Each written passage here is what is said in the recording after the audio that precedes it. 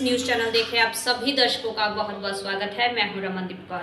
इस वक्त की बड़ी खबर आ रही है प्रयागराज से। क्या है पूरा मामला, देखने के लिए बने रहिए हमारे साथ। जूना अखाड़े के पहले जगत गुरु कृष्णनंद देवगिरी महाराज ने अब सूर्य अखाड़ा बनाने का ऐलान किया है। उनका कहना है वे सूर्य के उपासक हैं और उन्होंने 1 घंटे से ज़्यादा उपासना की, और जिसके बाद उनसे जब सवाल किया गया तो वो अपने सवाल पर खड़े उतरे जवाब पर, और जिसके बाद से उन्हें सूर्य की उपासना को लेकर जहां उनकी परीक्षा सफल हुई है और सूर्य के उपासक हैं, तो ऐसे में उनका कहना था कि सूर्य अखाड़ा होना चाहिए, क्योंकि सबसे खास सूर्य देव होते हैं और उनका मैं उपासक हूँ। अगर ऐसा नहीं होता है तो मेरे साथ कहीं ना कहीं ये भेदभाव होगा, और मुझे मेरे गुरु से पूरी उम्मीद है कि मेरी वो बात मानेंगे और मुझे सूर्य अखाड़ा अस्तित्व में आएगा। अगर 1% भी ऐसा कुछ होता है तब भी मैं अपना अखाड़ा रजिस्टर्ड कराऊंगा, और अखाड़े से अगर मान्यता नहीं मिलती है तो रजिस्टर कराने के बाद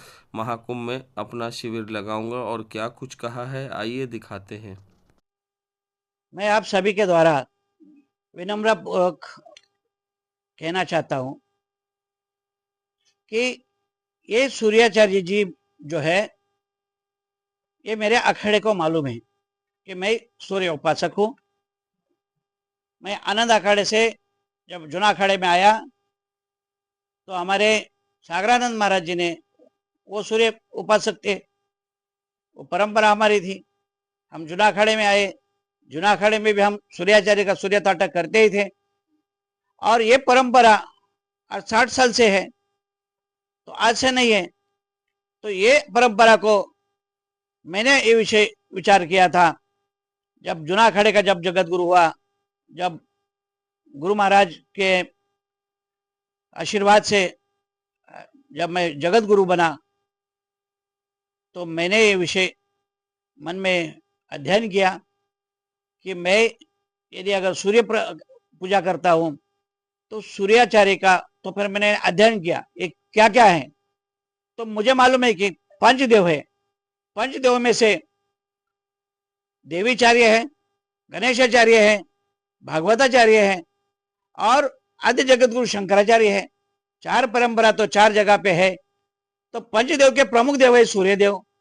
तो सूर्यदेव के सूर्याचार्य नहीं थे, तो सूर्याचार्य नहीं थे, इसलिए मैंने विचार किया मैं सूर्य उपासक हूं, मैं सूर्याचार्य हूं, तो सूर्याचार्य की मैं परीक्षा करूं।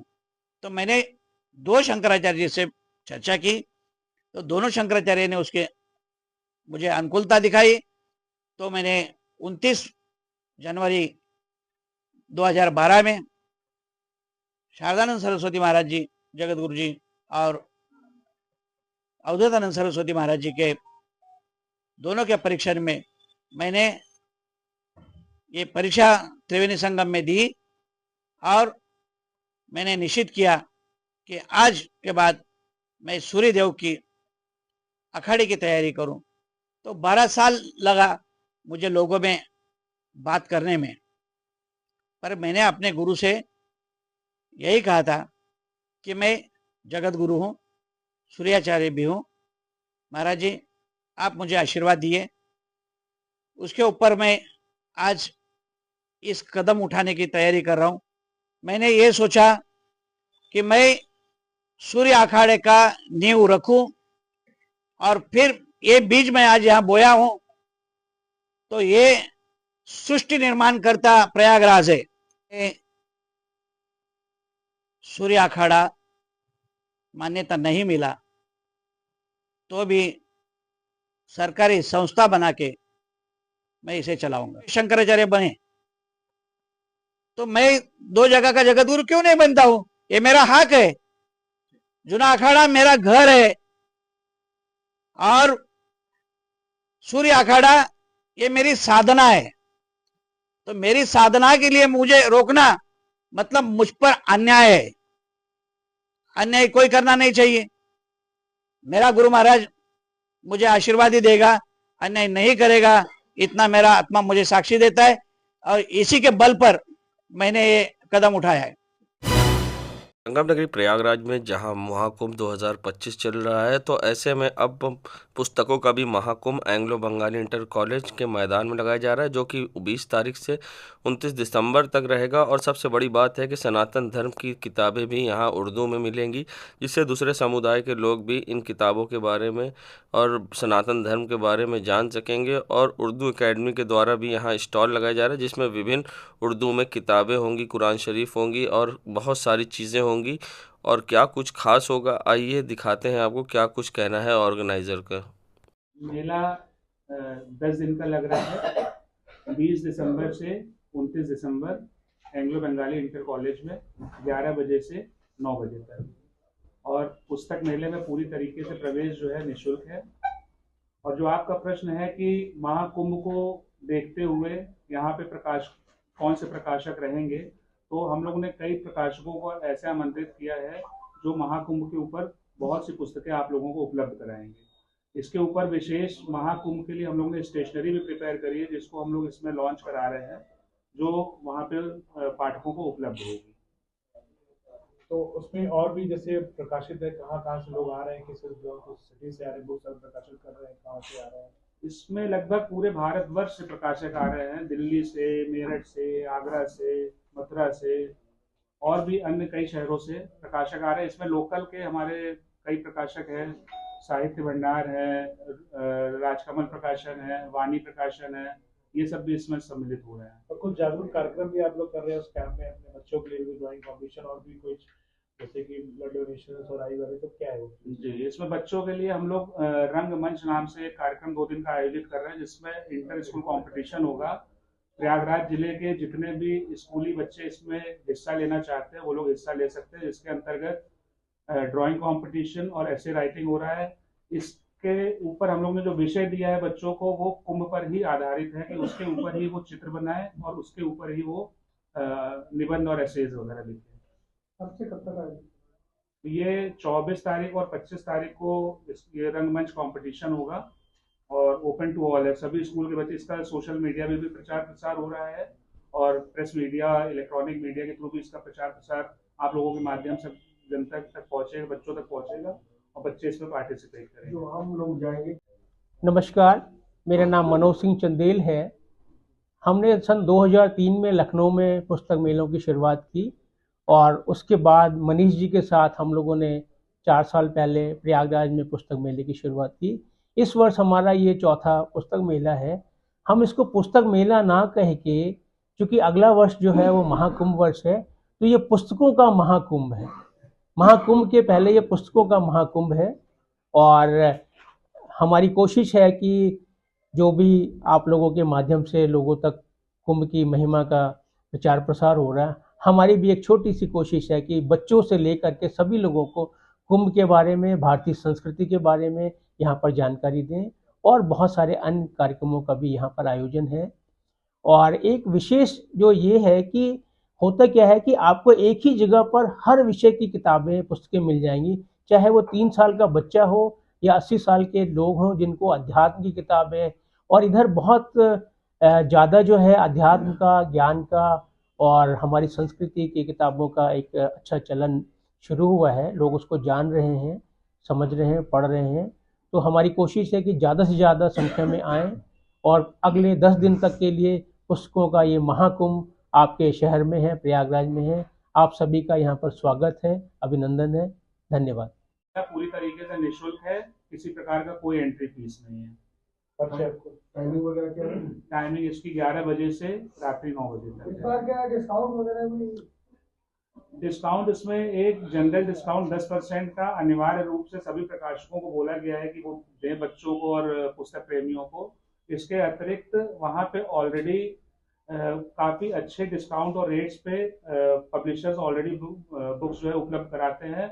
बच्चे इतना खुश होते हैं, इतनी सस्ती उनको किताबें मिलती है कि वो गड्डियों में भर करके किताबें ले जाते हैं। परिचय दीजिए। नाम आपका? इंट्रो। मेरा नाम मनीष गर्ग है, मैं प्रयागराज जिले से ही हूँ। बुकवाला के नाम से हमारी संस्थान है।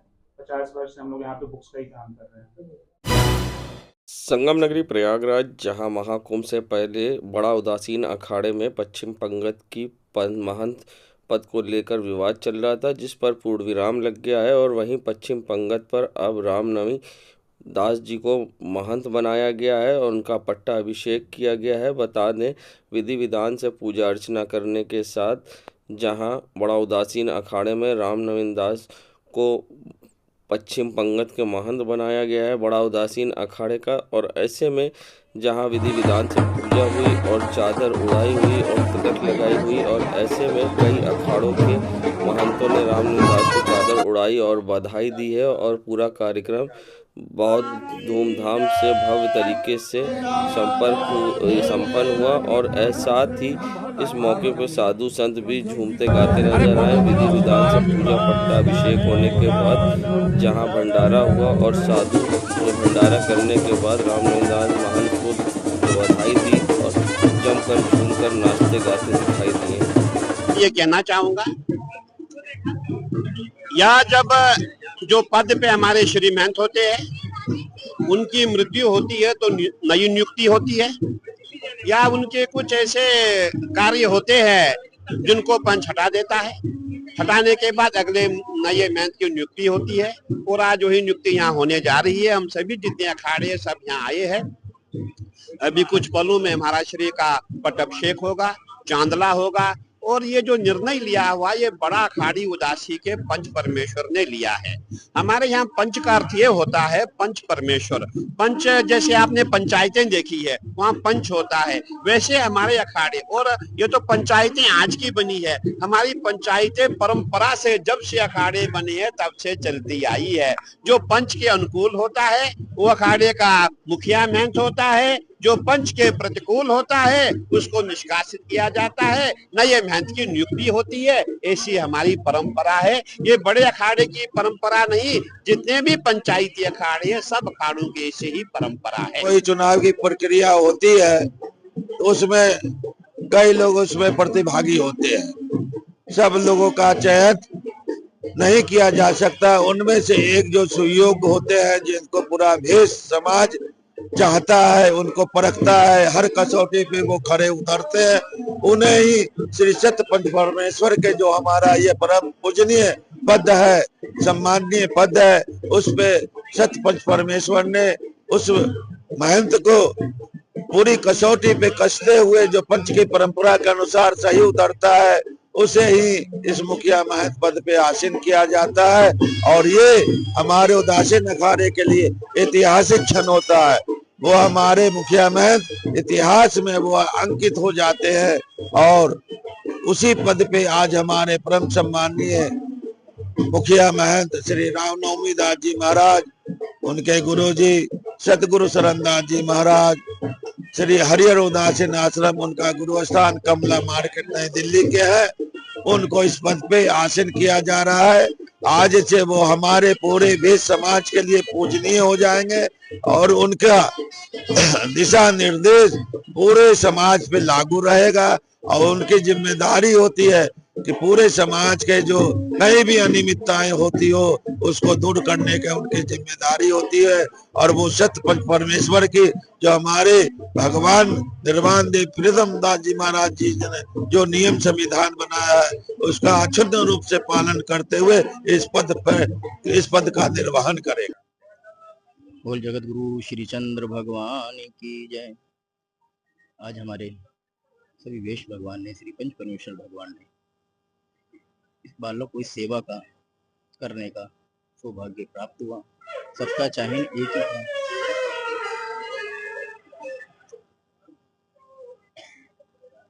हमारे आचार्य जी की परंपरा है, नगर नगर देश विदेश हर जगह अपने धर्म का प्रचार।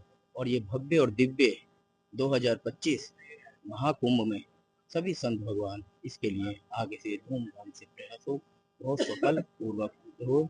और हमारे देश विदेश से सभी जगहों से सब आ रहे हैं संत महापुरुष, उनका सबका सब क्या उद्देश्य होगा।